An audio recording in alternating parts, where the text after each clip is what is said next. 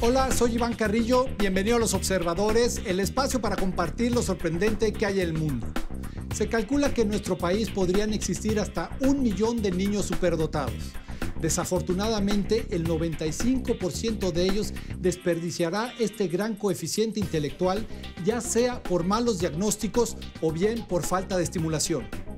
Afortunadamente, no es el caso de Andrew Almazán, un joven de 20 años con un coeficiente intelectual superior a los 160 y fundador del Centro de Atención al Talento, una institución dedicada a apoyar a las mentes brillantes de nuestro país. Esto es Los Observadores.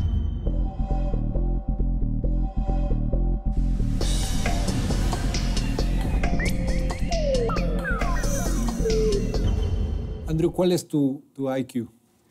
Bueno, el coeficiente intelectual, bueno, que es un número, aunque no me gusta a mí muchas veces considerar a una persona solamente por el número. Aunque bueno, yo recuerdo que cuando me hicieron un estudio cuando tenía 14 años aproximadamente, me dijeron que era mayor a 162, que bueno, es el rango de sobredotación. ¿Esto en qué momento de tu vida te lo diagnostican?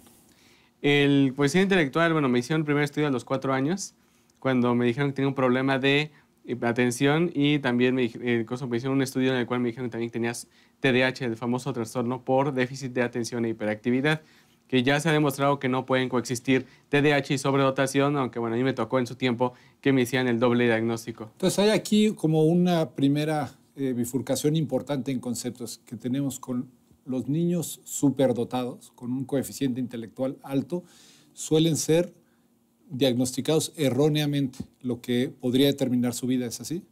Sí, el problema que está ocurriendo con los niños sobredotados, que bueno, la definición oficial de la OMS, la Organización Mundial de la Salud, dictaminaría que sobredotación es a partir de 130 puntos de coeficiente intelectual. Eso aproximadamente es el 3% de la población. Y esta situación lo que ocurre es que en gran parte es ignorada por profesionistas, por la sociedad en general. Incluso todavía se usa la palabra antigua de genio, que bueno, aunque desde los 50 ya se había recomendado no usarla, bueno, se sigue empleando. Y desgraciadamente un alto porcentaje, 90% de los niños sobredotados, son confundidos y mal diagnosticados con problemas como el TDAH, Asperger, autismo, incluso problemas neurológicos o psiquiátricos, porque no se acoplan a un sistema tradicional. Para poner un ejemplo de lo que estabas diciendo, un niño superdotado tiene otras inquietudes. Brevemente, tu currículum, a los 12 años inicias no una, sino 2 carreras. Sí. Dime cómo fue este proceso. Bueno, yo a los 9 años me salí del sistema tradicional, entonces acabé la primaria a los 10 años, la secundaria a los 11 y la preparatoria la acabé a los 12 años. A esa edad empecé simultáneamente medicina y psicología, las 2 carreras. La primera, que es, bueno, la psicología, la acabé a los 16 años, medicina a los 18 y, bueno, también ingresé a los 16 años a una maestría en educación en el Tecnológico de Monterrey. Esa la acabé a los 18 y ya posteriormente ingresé a un doctorado en innovación educativa que estaría acabando para el próximo año. Y te das cuenta, con este proceso educativo y de forma paralela, de que los niños superdotados como tú necesitan una estimulación diferente, un aprendizaje, una detección diferente, y entonces fundas CEDAT, el Centro de Atención de Detección de Talento. ¿Qué es y cómo planteas este objetivo? Bueno, en cuestión de sobredotación, yo recuerdo muy bien, en mi camino educativo fue complicado, entonces era la incomprensión de no saber qué hacer, qué opciones podría haber. Incluso en los 4 años ya tener el doble diagnóstico, pues era mucho la presión, por ejemplo, para usar tratamientos farmacológicos o terapias, porque muchas veces la sobredotación se llega a ver como un problema que tratar en lugar de una diferencia individual que podría suponer más bien un beneficio para un niño. Y lo que en esa cuestión, cuando tenía 15 años, yo me di cuenta que, bueno, tenía que hacer algo, porque, bueno, en mi caso, con el apoyo de mis padres, de incluso de profesores, familiares, bueno, sí se pudo salir adelante, pero no era la situación que podría ocurrir con todos. Muchos padres se verían confundidos por los malos diagnósticos, otros simplemente pasarían por su infancia y adolescencia sin saber que tenían capacidades especiales, y es por ello que me decidí que había que hacer algo. Y esto fue, pues, crear un centro de detección, pero también de atención diferenciada, que se especializara para estos niños y jóvenes en México, que fue el CEDAT. ¿Qué pasa un niño que nace o se le detecta a los 2 años los 3 años un coeficiente intelectual de 130, digamos, y no es detectado o es mal diagnosticado, ¿qué pasa con ese talento? Desgraciadamente, más del 96% de los niños sobredotados, si no son detectados, se pierden por falta de estímulo. ¿Eso es aquí en México, esa cifra? En México, sí, ¿96%? porque se calcula, de eso lo podemos observar de una manera, se calcula que por generación deben nacer 1 millón de niños sobredotados. Sin embargo, a la hora de buscar un índice educativo, por ejemplo, cuánta gente con nivel de doctorado hay en el país, que se calcula que debe haber aproximadamente 10,000 con ya este nivel. Para acabar un doctorado se requiere aproximadamente 132 de coeficiente intelectual, lo cual nos indica alguien con doctorado debe ser sobredotado y está más o menos en el mismo rango de 130. Entonces, bueno, de 1 millón por generación al solo tener 10,000, sí nos estamos dando cuenta que ahí está la pérdida. Claro, el millón de sobredotados es teórico porque no se les podría hacer un censo, Claro. pero sí nos está indicando bueno, ahí está un potencial que se está perdiendo. Y sí es en cuestión de la detección, por ejemplo, desde los 2 años, que son los más jóvenes que se pueden detectar, sí es mucho mejor a los 2 que a los 6. Primero porque por plasticidad cerebral se puede hacer más con un niño pequeño. Un niño a los 2 años sobredotado con una atención diferenciada adecuada puede aprender a leer y escribir incluso en 2 idiomas desde ese momento.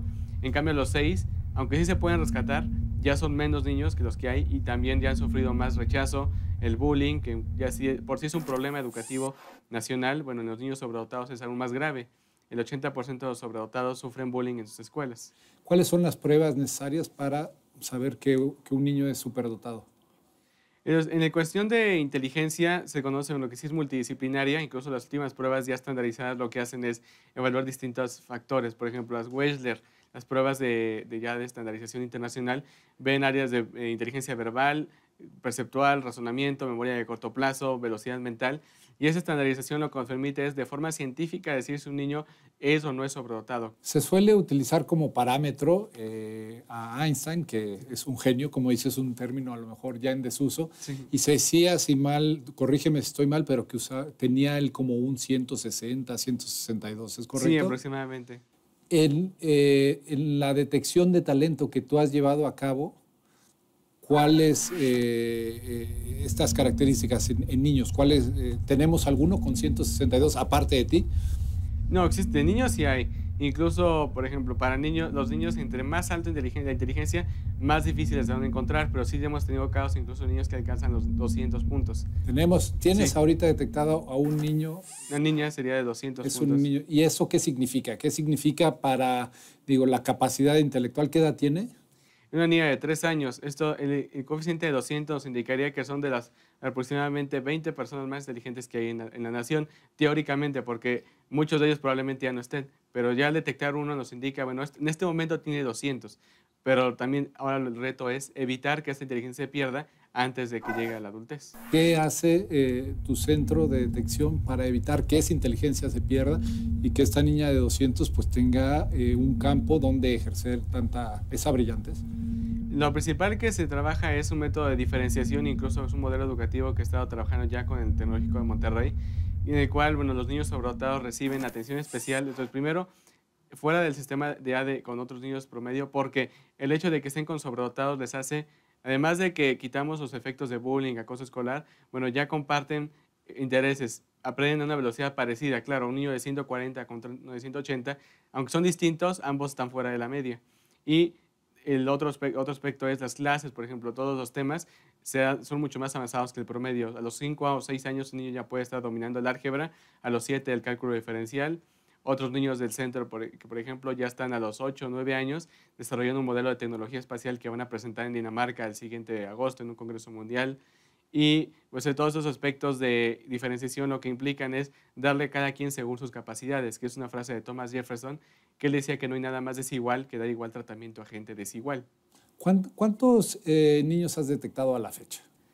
La detección hemos hecho de 5,000 niños, aunque esos no han sido todos de México. Un 20% de la población ya es incluso extranjera. Ahora, hay un seguimiento de estas detecciones. El centro ya puede decir, estos niños detectados están siendo encaminados hacia áreas de estudio donde sea provechosa su inteligencia.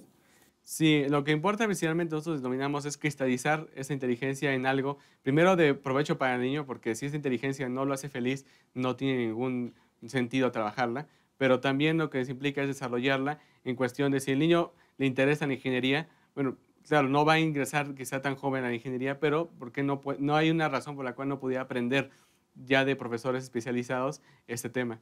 Ya si le interesa en un futuro ya podrá ingresar a estas áreas. O niños, por ejemplo, los módulos, si le interesa la medicina, bueno, que reciba clases de un médico o de gente especializada sobre, por ejemplo, urgencias médicas. Incluso esto le puede servir para su desarrollo. Y es donde entran, por ejemplo, lo primero es, el modelo es de que los profesores tienen que ser sobredotados también, para que comprendan y a su vez mantengan el ritmo de aprendizaje con los niños.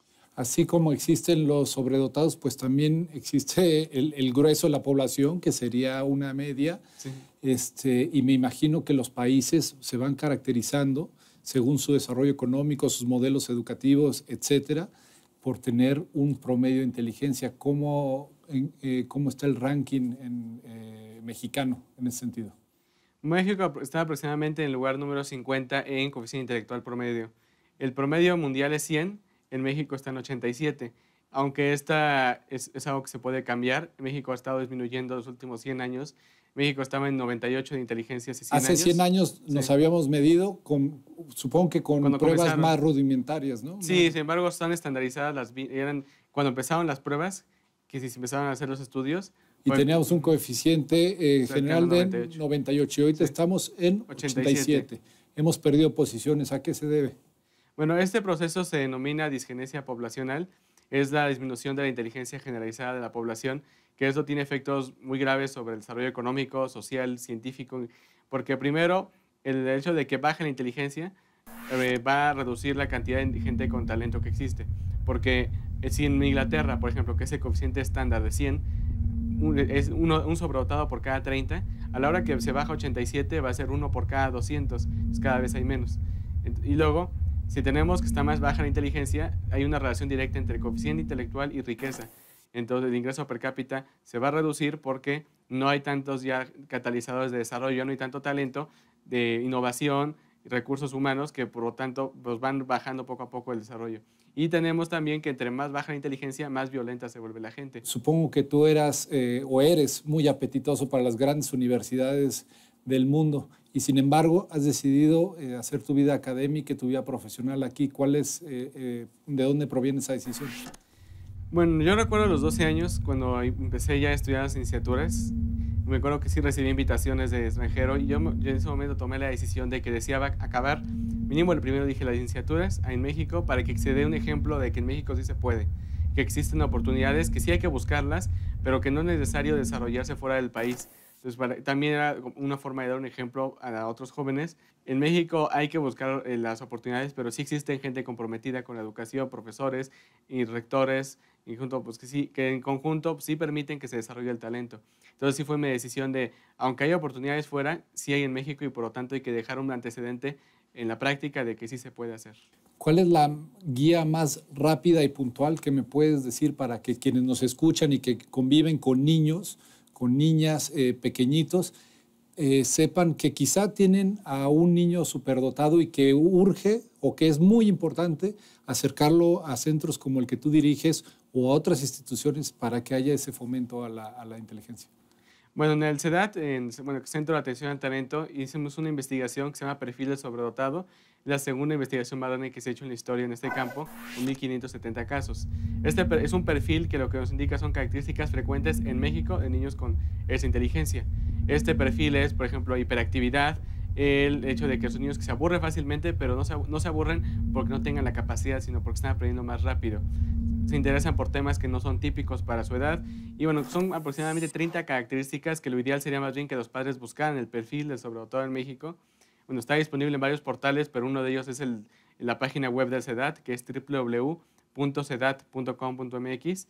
Es un perfil físico, social y psicológico que si los padres o profesores, porque también los profesores pueden usarlo, ven a un niño con esas características, vale la pena hacer el estudio, hacer un diagnóstico, porque la probabilidad de que estén sobredotados ya con este perfil sí es muy alta, considerando la gran cantidad de niños sobredotados en el país que aún siguen sin diagnosticar. Pues ahí está importantísimo. Los detectores de este talento tenemos que ser nosotros, quienes convivimos todos los días con niños y que podrían tener un perfil determinado. Las características ahí están en el sitio que nos señala Andrew, y podríamos cambiar la historia no solo de ese niño, sino de nuestro país. Yo me quedo con esa conclusión. Andrew, sí, claro. Muchas gracias por estar aquí en Los Observadores. No, muchas gracias a ustedes por la invitación. Los Observadores, el espacio para compartir lo sorprendente que hay en el mundo.